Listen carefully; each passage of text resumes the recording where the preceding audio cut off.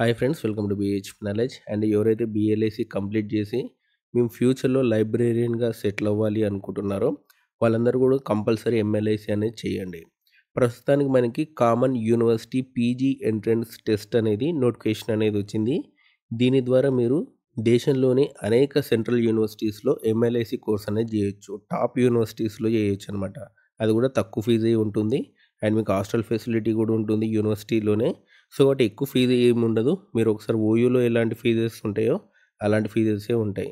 So, కాబట్టి ఎంఎల్ఏసీ మీరు central యూనివర్సిటీస్‌లో చేయండి. చాలా బావుంటుంది. ఎందుకంటే మీకు సబ్జెక్ట్ నాలెడ్జ్ అనేది వస్తుంది. ఎక్స్‌పీరియన్స్‌డ్ ఫ్యాకల్టీ అనేది ఉంటుంది కాబట్టి కంపల్సరీ మీరు ఫ్యూచర్‌లో లైబ్రేరియన్‌గా సెటిల్ అవ్వడానికి చాలా ఉపయోగపడుతుంది. అండ్ ఎవరైతే 25, 26 ఏజ్ ఉందో, జాబ్ చేయట్లేదో వాళ్ళందరూ కూడా రెగ్యులర్‌గానే మీరు ఎంఎల్ఐసీ కోర్స్ అనేది చేయండి.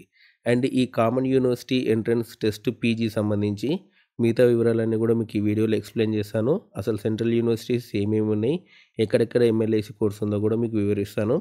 వీడియో ఎండింగ్ వరకు చూడండి. అండ్ ఎవరైతే ఫస్ట్ టైం నా ఛానల్ చూస్తున్నారో తప్పకుండా సబ్స్క్రైబ్ చేయండి.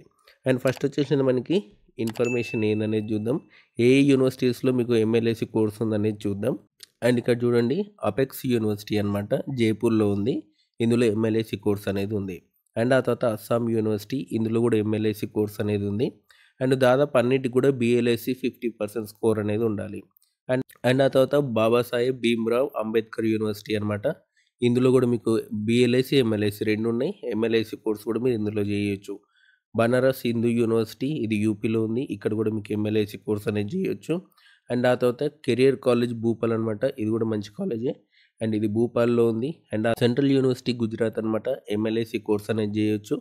చాలా బాగుంటుంది సెంట్రల్ యూనివర్సిటీ గుజరాత్ కూడా. అండ్ ఆ తర్వాత సెంట్రల్ యూనివర్సిటీ హర్యానా అనమాట, ఇది కూడా మంచి క్యాంపస్సే. And central university Himachal Pradesh అనమాట, చాలా బ్యూటిఫుల్ క్యాంపస్.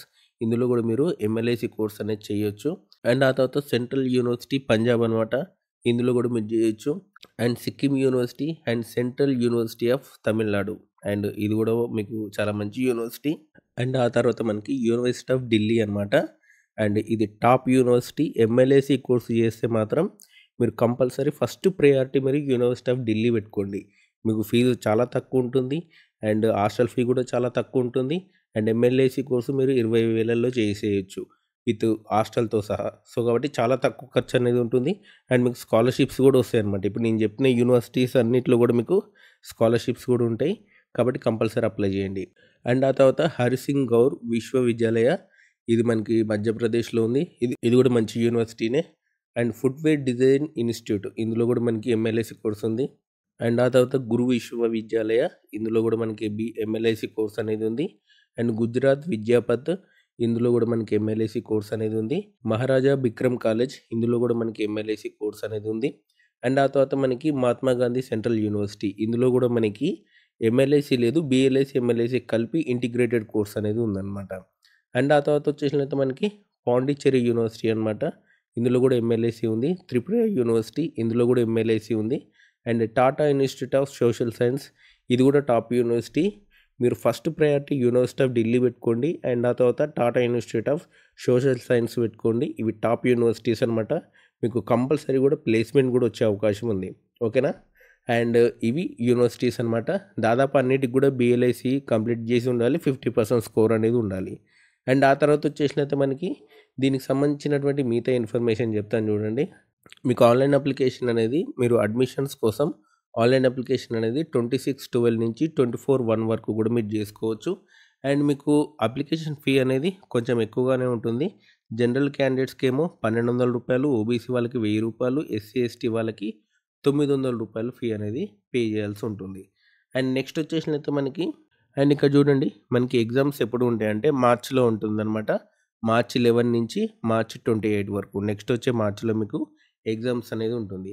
అండ్ దీనికి సంబంధించినటువంటి మీకు ఎగ్జామ్ ప్యాటర్న్ ఎలా ఉంటుంది అనేది మీకు డిస్క్రిప్షన్లో లింక్ ఇస్తాను, నోటిఫికేషన్ లింకు, అందులో ఒకసారి చూసుకొని డీటెయిల్గా మీకు ఉంటుందన్నమాట. అండ్ ఎవరైతే కనుక లైబ్రేరియన్గా సెటిల్ అవ్వాలనుకుంటున్నారో వాళ్ళు మాత్రం ఎంఎల్ఐసి కోర్సు డిస్టెన్స్లో చేయకుండా మీరు రెగ్యులర్గా చేయండి. జాబ్ చేసేవాళ్ళు అండ్ ఫ్యామిలీ పర్సన్స్ డిస్టెన్స్లో చేస్తే పర్లేదు, కానీ ఎవరైతే యంగ్ క్యాండిడేట్స్ ఉంటారో వాళ్ళు మాత్రం కంపల్సరీ కూడా దేశంలో ఉన్నటువంటి టాప్ సెంట్రల్ యూనివర్సిటీస్‌లో గనుక మీరు ఎంఎల్ఐసీ చేస్తే మీకు ప్రైవేట్‌లో కూడా జాబ్ వచ్చే అవకాశం ఉంది. గవర్నమెంట్‌లో కూడా జాబ్ వచ్చే అవకాశం అనేది ఉంటుంది. సో, ఇదండి దేశంలో ఉన్నటువంటి సెంట్రల్ యూనివర్సిటీస్‌లో ఎంఎల్ఐసీ అడ్మిషన్ సంబంధించినటువంటి వివరాలు. ఇలాంటి వీడియోస్ కోసం మన ఛానల్ తప్పకుండా సబ్స్క్రైబ్ చేయండి. వీడియోని లైక్ చేయండి, షేర్ చేయండి. Thanks for watching.